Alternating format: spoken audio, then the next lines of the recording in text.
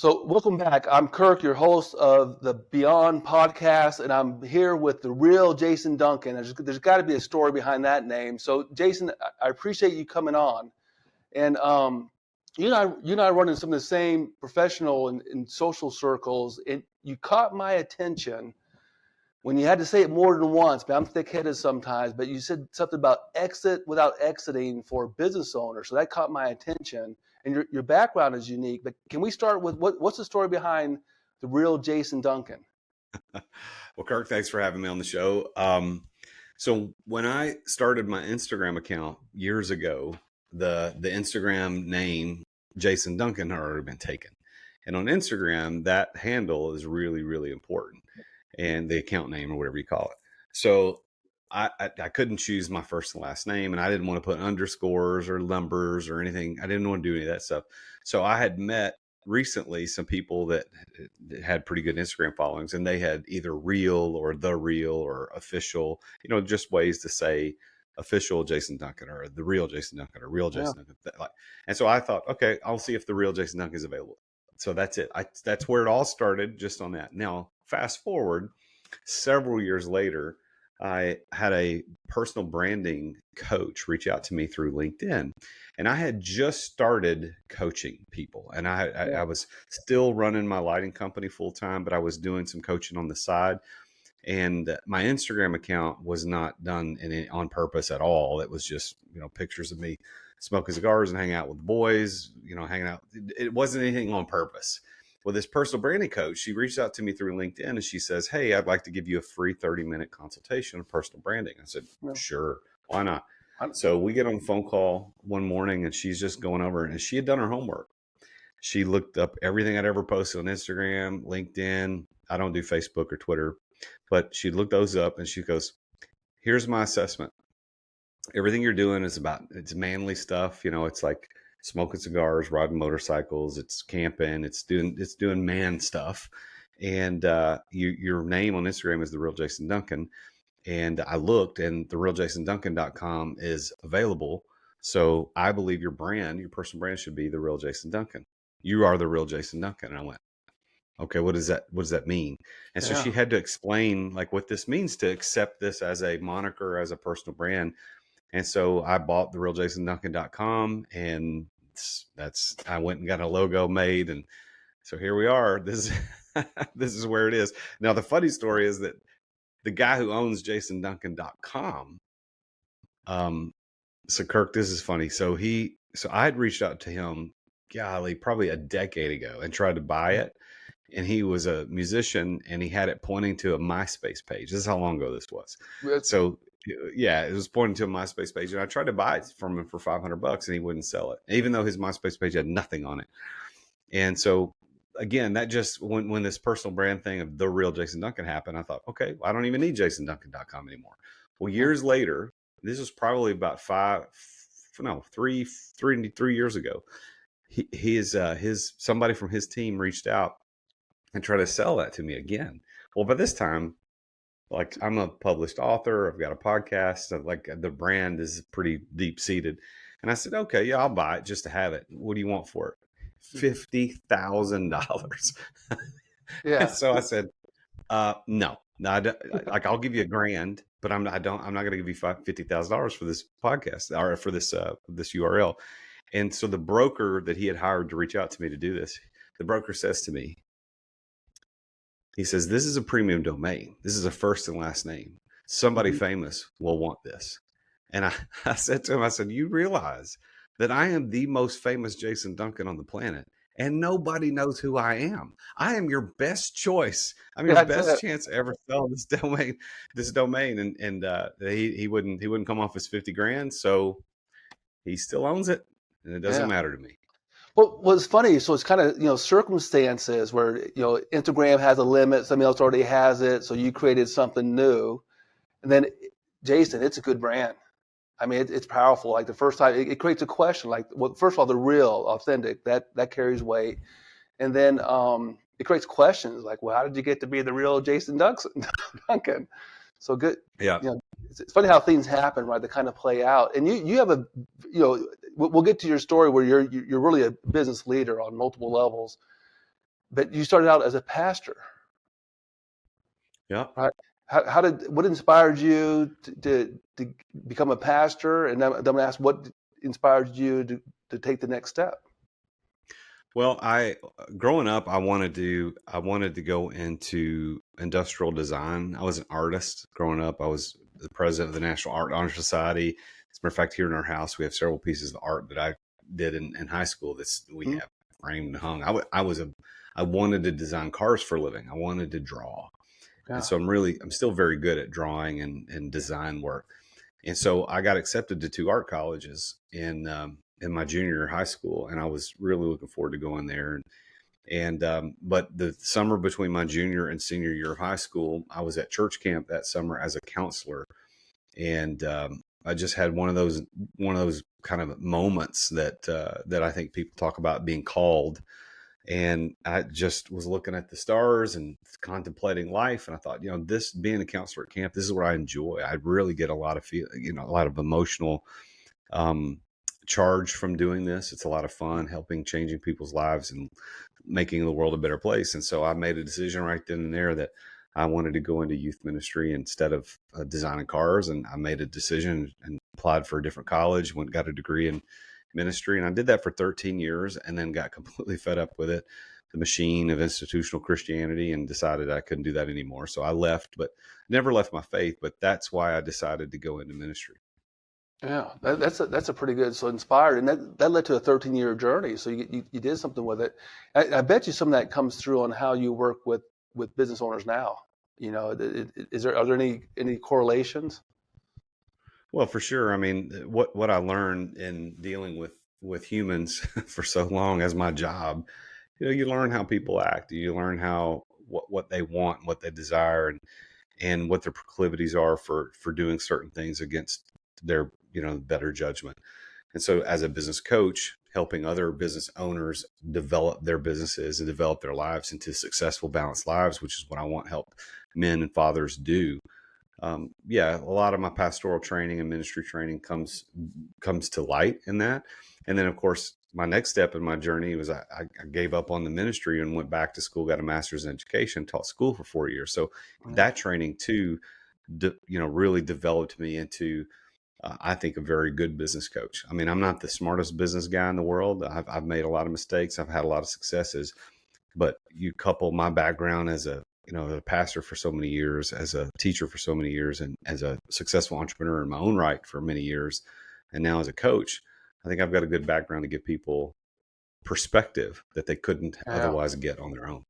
That's pretty unique, right? You got the spiritual perspective, plus you got the spiritual with the human beings, life, that kind of stuff. Then you got with history. I remember you did a speaking event about the history of money, right? And kind of to inform some thinking today about what people could do to be better off. And so what was that pivotal moment?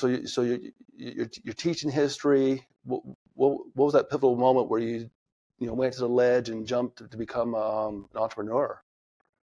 So coming out of the Great Recession out of 2008, 2009, it really caught up with school districts across the country in 2010.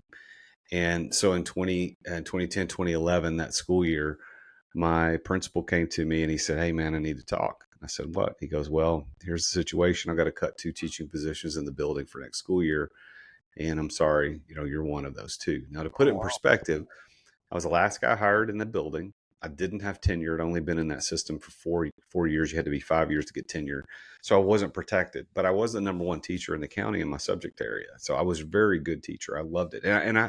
I would be doing it today had that conversation never happened. I would still be a teacher. You and I wouldn't know one another. I wouldn't be the real Jason Duncan. I'd be Mr. Duncan. That's it. Like, Wow. that's what I would have been. Yeah. But we had that conversation, and so my contract was not renewed for the following school year. So I made a decision to start a business and become an entrepreneur. Even though that wasn't a conscious decision to become an entrepreneur, I was just trying to start a business to pay the bills. And then that one thing led to another, and I built a very successful business over the course of a decade. And now I'm coaching other people on how to do the same thing. Yeah, and it's really something. So let's go back to that moment. I mean, married, you had kids, right? You had two children, right? And so, Yeah, yeah. did your family depend on you for providing it? So interestingly enough, while when I was in full time ministry, I was the only income earner for the house. And while I didn't make a lot of money, I made just enough to where my wife could stay home and take care of the kids. Now, before we had kids, she worked too, so she had another job. But once we had children, she stayed home, which is what we wanted by design. We feel like that's important, and I think a lot of families feel the same. And I think our world would be better off if mothers really mothered their kids and took care of it. Now I get it. There's decisions everybody make, but that's the decision we make. Yeah. So she stayed home during those years. And then when I started teaching school, so when I left ministry, started teaching school, it was imperative that she had to work because there's no Okay. way it was going to work on a teacher salary for a family to live off $38,000 a year. It just wasn't going to work. Yeah. But it coincided with my daughter's start of kindergarten. So my daughter started kindergarten. I started teaching school. So my wife went and got a full-time job. So when I lost my teaching job, I was making about half the money for the family. My wife was making the other half. Hmm. So I needed to make up that half. And so that's why it didn't take a lot for me to go out and start a business that pulled in enough money to make up for what my teaching salary did. Yeah, and you had it wasn't 100%, but it was significant, right? Where you got to provide. So how did you think about from kind of sudden notice that, hey, you're not gonna have a job here anymore teaching? How did you figure out what entrepreneurial thing to jump into? So the backstory on the business is that a year prior to my principal having that conversation with me about my contract, is a friend of mine and I had started a business together at his insistence. I had no intention of being an owner, an entrepreneur. He had just, hey, let's do this together. It'll be fun. And it was interesting. We were doing ethanol stills and hydrogen generators. It was Hmm. really way above my head, but Yeah. I was good at sales and I could help. Like so we started this business. Well, when I wasn't going to be teaching anymore, my first choice was to go find another teaching job, but there weren't any to be had. It just wasn't there. So I looked at this business that we had started and I thought, all right, ethanol and hydrogen, I'm never going to make money at this. This is not going to be anything long term that's going to work. But we have an energy ish company. And so LED lighting kind of was becoming more and more accepted as a means of lighting up commercial space. Today, it's so commonplace we can't even imagine a time when LEDs weren't a thing. But there was a time when LEDs weren't a thing, and so that wave was just starting to bubble up. And I said, I can sell that. Hmm. So when I had to make a decision, I dove into that business, said, look, I'm going to shift the company. We're going to do LED lighting retrofit projects and we'll make a run at it. And I did. I turned that into a, multi-million-dollar business and changed my life forever. Yeah, that's fantastic. I'm not going to make the comment on how much your story parallels Breaking Bad. You know, the teacher and you, yeah, I'm not going to make that comment, but it just Yeah. seems I like didn't do the blue meth. No, you went for bringing light into the world, which is that's probably right. probably long term, probably healthier, probably better for everybody. Really, really kind of fascinating. It's interesting how life throws certain things, and who knows if it's good or bad, right? You get laid off, and it stimulates that creativity where you got to go do something, Yeah. and you did. Some people may have laid down and look for a government program somewhere, but you stepped out into it. Well, you have to. The magic is in the action. That's where the good things happen in life. You've got to take action.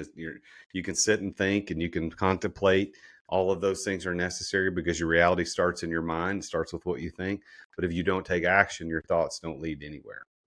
Yeah, man, it really is. I mean, and beliefs play a big role. So let's talk about somewhere along the way you started to understand that you can exit without exiting. What does that even mean? So, with my business, I'd built a very successful, like I said, a multi-million-dollar business. I mean, we were in the multiple seven figures. We weren't doing eight figures yet.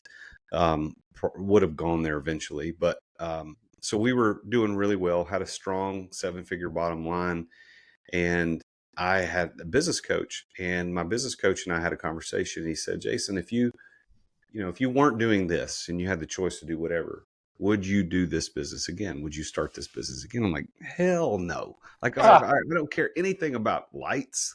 Like, I never was passionate about lights, about energy conservation. I'm not a tree hugger, nor am I a guy that dumping oil on the ducks in the pond.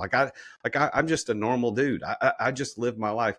This was a way for me to make money to pay my family's bills. And it morphed into something where I was able to make a difference in my employees' lives. I had great employees and we were doing cool things together, building great culture. We had a oh, great business, at least on paper. It seemed like I was making good money. Everything was going well. And I said, no, I wouldn't do this. I would own a car lot or a motorcycle dealership. I'd own a cigar shop, a liquor store, something I like, something that would be interesting and fun. I wouldn't do this. And he goes, well, what do you think? What do you think that means? And I said, I don't know, man. Let's sell this thing. I mean, we're making money. Let's sell it. He goes, you can't sell it. So what mhm, do you mean I can't sell it? He goes, the reason you want to sell it is the very reason nobody else is going to want to buy it, because you don't want it and you don't want to work in it, but the business is relying on you. mm, And when he kind of told me that, it was the first time in a decade of running a business that I realized, you know what, he's right. I created a job, even a high paying job. I created a job for myself. mhm, And so I had to figure a way out. So at the time, I didn't know any better other than just to talk to my mentors and my business coach, like, how long does it take to prepare a business for sale, really? And most people are saying 3 to 5 years. And that is typically true, depending on who you talk to and what you're trying to accomplish. But that's getting your finances in order. And there's so many little nuanced things you got to do to get ready to sell. I said, well, I don't want to put in another 3 to 5 years. mhm, And so at that point, I started making a pivot. How do I get myself out of the weeds of daily operations? How do I delegate this? How do I build the right systems? And so slowly over time, over the course of about 18 months, I started extricating myself, strategically disentangling myself from the daily operations. And then when I finally did it, and I kind of stepped away and kind of turned it over to my team, and I didn't come in the office, but maybe like once a week, mhm, everybody thought I'd sold the business. I said, no, I didn't sell. Well, you exited, right? Yeah, but I didn't exit. So mhm, that was when exit without exiting, the phrase like, oh, exit without exiting. That's what I did. And so people started asking me, well, can you teach me how to do that? That's when I started the coaching company. Eventually I wrote the book about it. And that's what I now do, essentially full time. This is my full-time gigs, helping other people exit without exiting. That's awesome, man. Just the process of discovery. So what you got hit hard is that if I can kind of put myself where you're at. I mean, the business was dependent on you. You're putting in some level of massive hours. What how did that impact you? I mean, just from a life standpoint. Well, I tell you, when I stopped working daily in the business, I went through probably about a 4 month period of a severe identity crisis, Mm-hmm. because for a decade I'd introduced myself as the president and CEO of my company. All my business cards said that. I'm a license plate guy, so I collect license plates and I always get vanity plates. So I had vanity plates that had to do about lighting or LEDs, and so like everything about who I was that business. My identity was wrapped up in it. Not in the most negative way where there was no other identity outside of that, but a lot of my identity was wrapped up in that. Now I'm a great husband and father, and like I didn't neglect anybody for my business, but a lot of my identity was still wrapped up in the business. So now I'm not going to the office except once a week. I have a 1 hour, maybe hour and a half meeting with my team. I sign some checks every once in a while. I approve stuff. What do I do? Who am I? So I sat down with my one of my mentors, and I remember for, we met for months, but we met every single week, and I was like, man, what do I do? Like, who am I? Yeah. And trying to figure that out. What am I going to do? Because I didn't step away from the CEO role of the lighting company to become a business coach, but I was coaching people all through that. Like Mhm. people were paying me to coach them, but I never really saw that as my thing. But as I went through that, I discovered that my purpose in life is that God created me to be a teacher and a leader. And I need to use those two gifts in service of other people. And Mhm. how can I do that right now? And that's when I said, I'm just going to become a coach. So that's when I just kind of went full on into the coaching thing and started a mastermind and an online community, started picking up more clients, Yeah. started doing live events, and ultimately started my own podcast. Like that identity crisis led me to who I am today. Yeah, and that's I've seen that. I've seen that in particular, like on sudden onset with business owners who do sell their business. They might be in an earnout, but they don't know that they're bigger than their business, and they don't have a concept of what that second mountain looks like. You know, freedom of time and money, and what's their purpose, right? And Yeah. it can be painful. I had one I'll call him Steven, where he described it as like despair, and he was just, you know, he sold your business like, well, yay, better than expected, but then he was in despair, and he described it as being more painful than his divorce, and that really landed with me, like, wow, you know, maybe we need to help people be, really know have their life straight, know how to build the business accordingly, so that when certain things take place, they're in a better place versus a worse place. So that I can relate to what you're saying. It's pretty profound when you put something in, build something. Then who are you? What do you see with can we go a little bit deeper? Like the entrepreneurs, the business owners that you work with, can you share more about how you help them manage to step back from your business? That's not easy for business owners, right? To pass the torch, to step back, and do it in a way where they have confidence that things won't fall apart. So how do you do that? Well, so um, everything starts with mindset. We create our realities by how we think. You know, the way we carry our health, our finances, our relationships, our spiritual and emotional well-being all starts with what we think. So what we think about, we bring about. It all starts there. So as an entrepreneur, if you're going to move from being the owner operator of your business, and you eventually want to move to what I refer to as the owner investor. There's three tiers of entrepreneurship. There's the owner operator, there's an owner manager, and there's an owner investor. And we want to be an owner investor, but very few ever make it there because they get stuck in the mindset that if I'm successful as an owner operator and I want to be more successful, I just do more of the owner operator stuff. Mm-hmm. That's a mindset thing. It's like, oh, if I just did more, if I sold more, if I put more hours in, it's like we believe that, and it's false. It's not true. You can't scale yourself. You have to scale an asset, a business that is beyond and a different entity than you. So most owner operators make the mistake of being stuck in that mindset.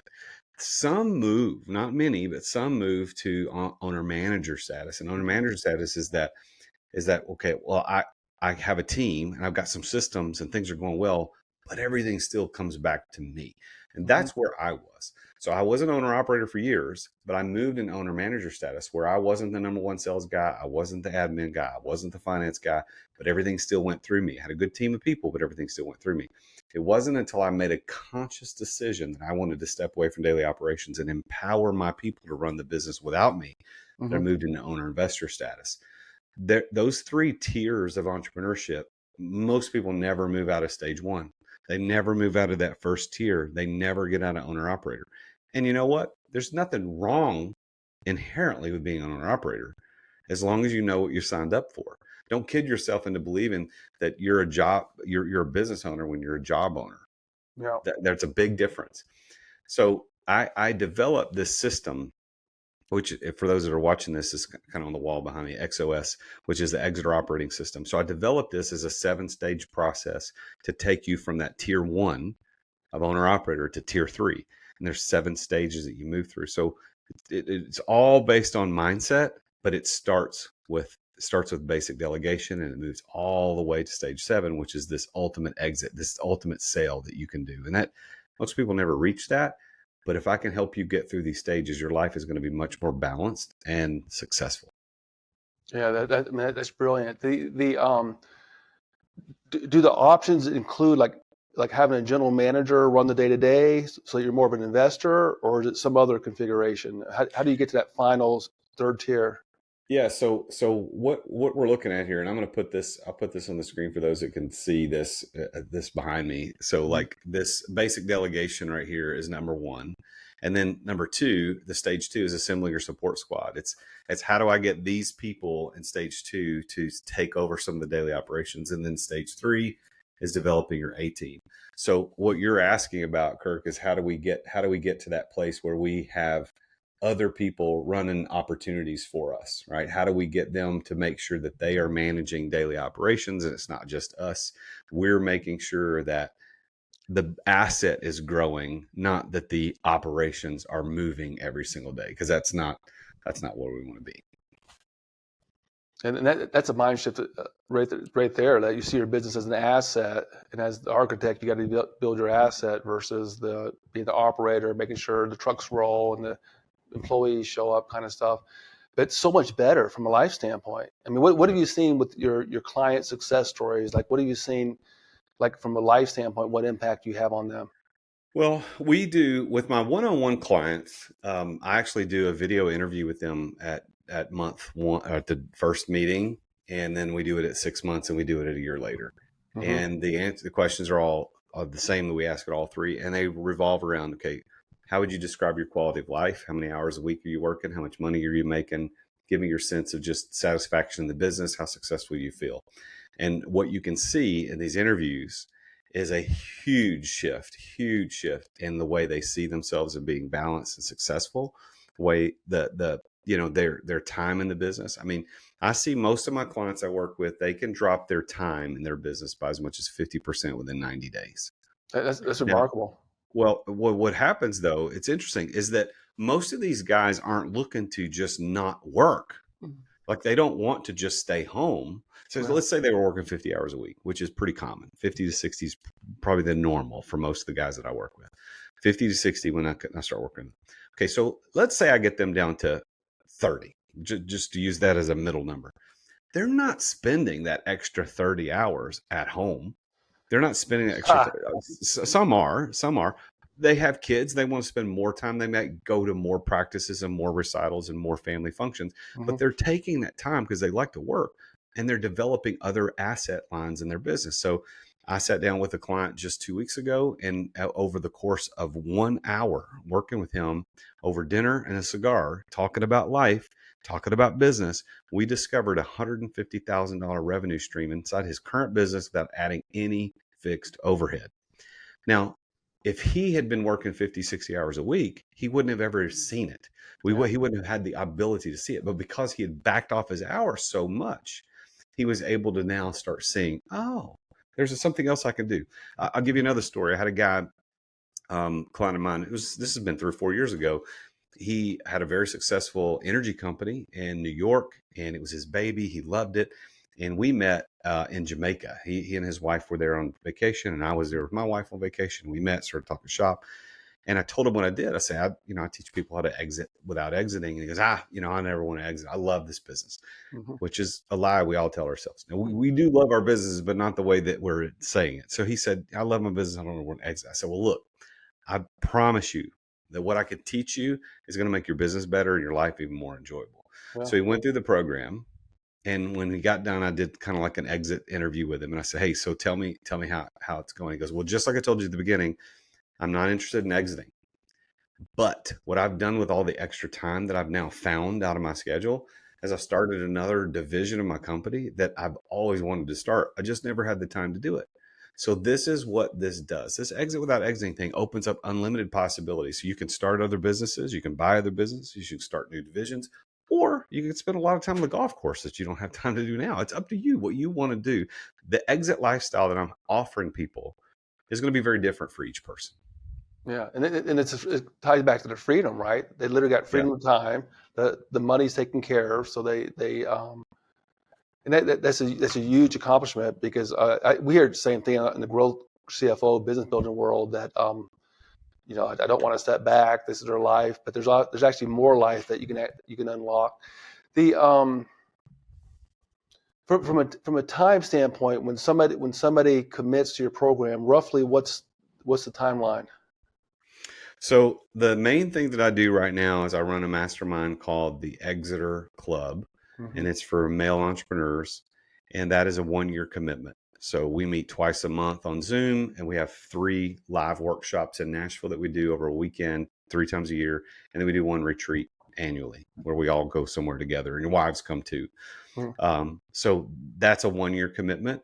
And what we see is that within 90 days, we do a fast start program with everybody who comes in. And here's what they get, which is really cool, is that they get a free business valuation day one.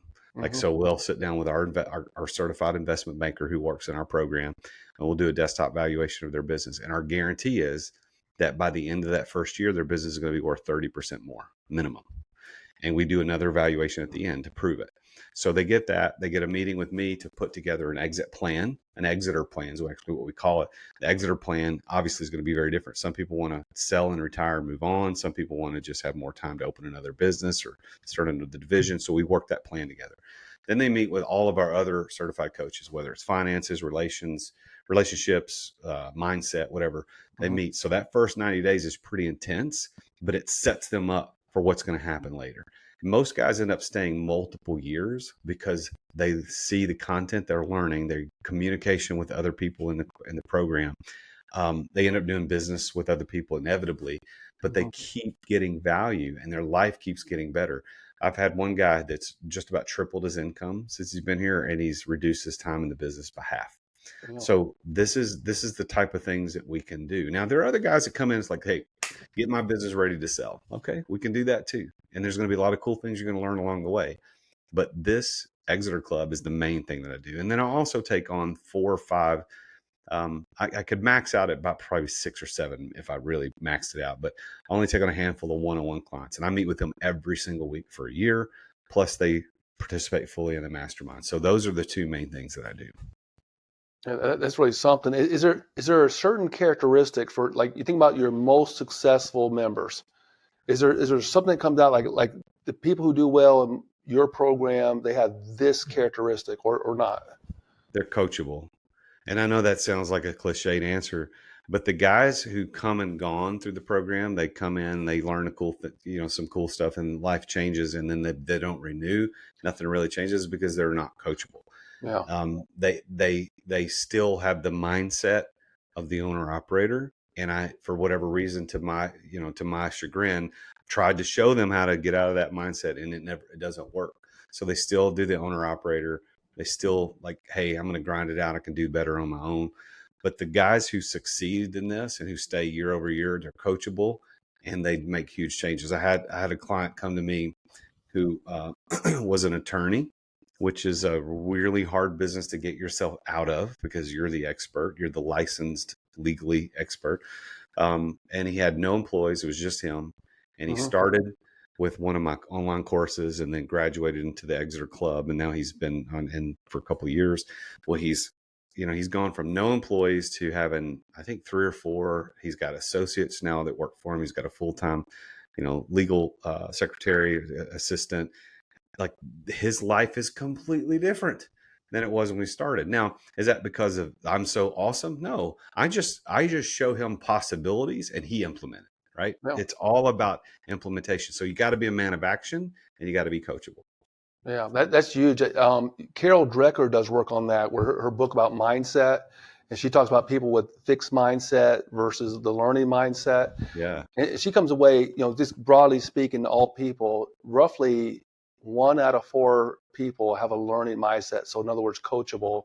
The rest, I mean, if you ever struggled with an employee or somebody else in relationships or the audience, no matter what you do, they're not going to take the next step, right? They're not going to learn. They're not going to go beyond their comfort zone, no matter what you do. It's common.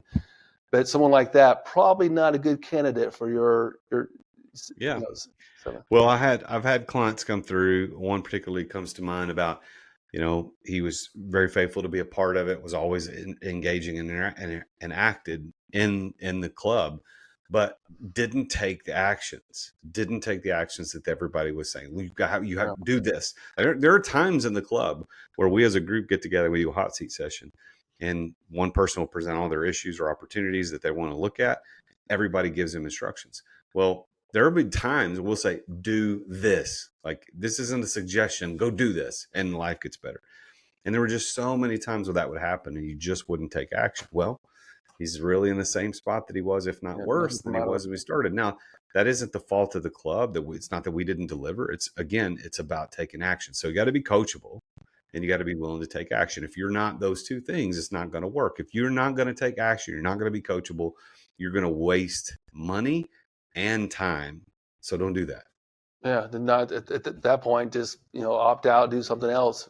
Yeah. And you only have so many seats, right? From a capacity standpoint, so it's better that somebody. It's more. I think it's more fun from a coaching standpoint if the members are really getting something. They get that initial 90 days, they get a boost, and it's reinforcing they made the right decision. And then that first year, man, I could just imagine what kind of outcomes you get.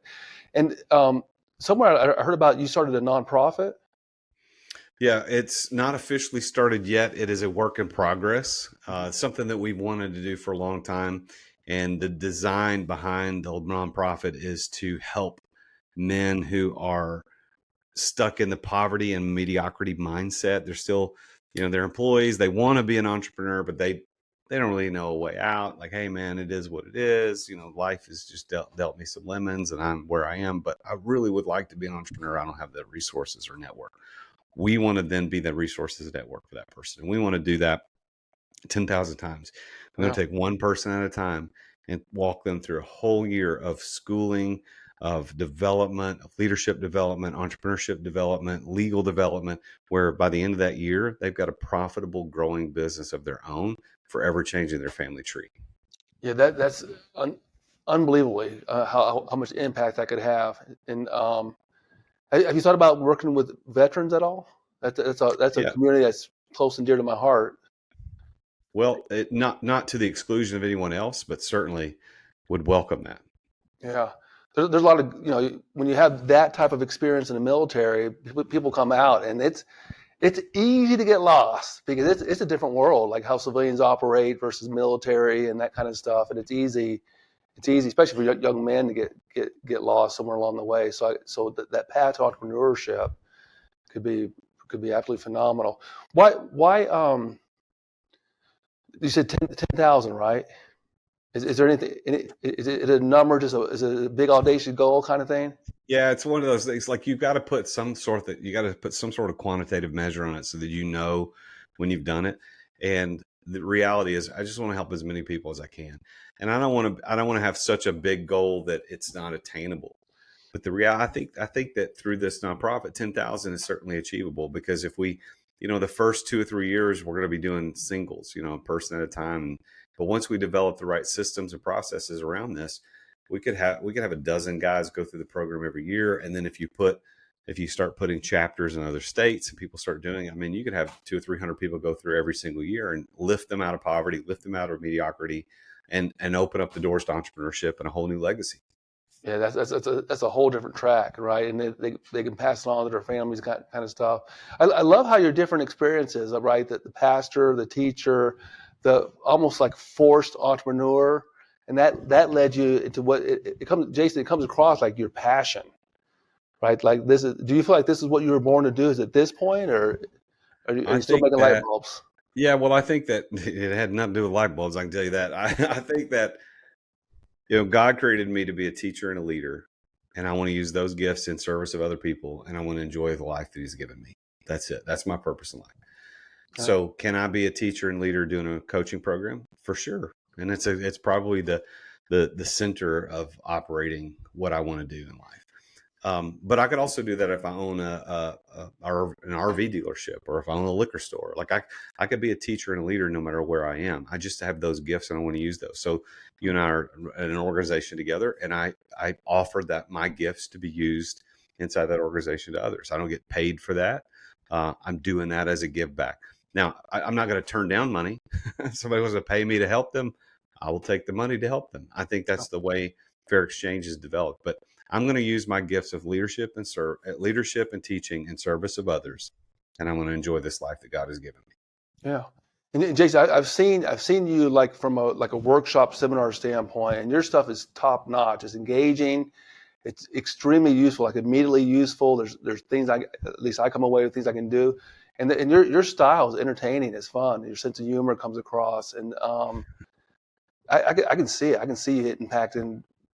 10,000 is just the first milestone, and then it's when you develop a business owner, that's like a leverage point. Like how many more people do they impact? They have their families and they have their employees and employees' families.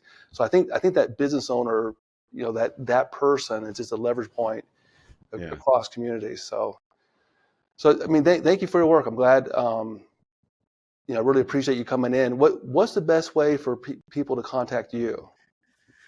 So you can follow me on any of the social medias at the Real Jason Duncan, at the Real Jason Duncan. I'm most active on YouTube and Instagram. Those are the places you can find me. I'm also on LinkedIn. So really, those are the only three places. But Instagram and YouTube, I'm most active there. And then my website is also the Real Jason Duncan. So if you just Google the Real Jason Duncan, you're going to find me.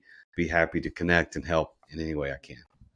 Yeah, Jason, thank you so much. And I encourage everybody to reach out to Jason. It's worth a phone call. Him, his team members, it's worth a phone call, because if you're feeling it, there's probably something there. But come with that learning mindset, because otherwise, anything we do without the learning mindset, I mean, status quo. That doesn't make sense. So Jason, thank you. And I can't wait till I see you again. And I sincerely wish you well in your journey. Thank you, Kirk. I appreciate you, man. Yeah. And see you soon.